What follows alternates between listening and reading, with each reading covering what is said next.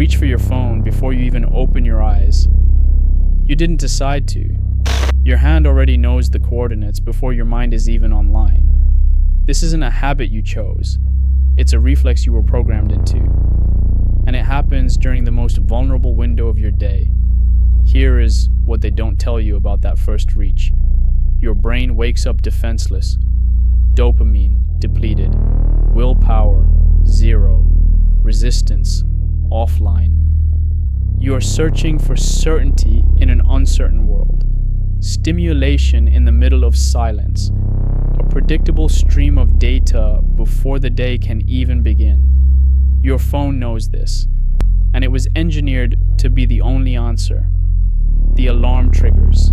Your hand moves before your mind catches up. Notifications are waiting. Messages flood the screen. Before you've had a single thought that belongs to you, the world has already moved in. Not because the information is urgent, but because the phone replaced the pause.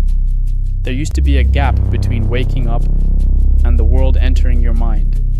A few seconds of stillness. A moment where your thoughts could find their own shape. That gap is gone. And without it, your mind doesn't wake up. It reacts. The first thing you consume shapes everything that follows. Your mood, your focus, your sense of urgency. You don't start your day.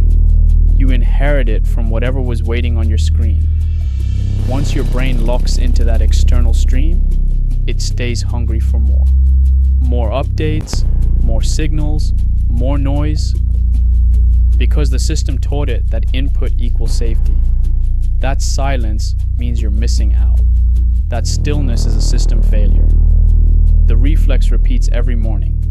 Before awareness, before intention, before choice. This isn't about discipline. It's about design. A system that analyzes your weakest moment and places itself there first. Because if it becomes the first thing you reach for, it becomes the default.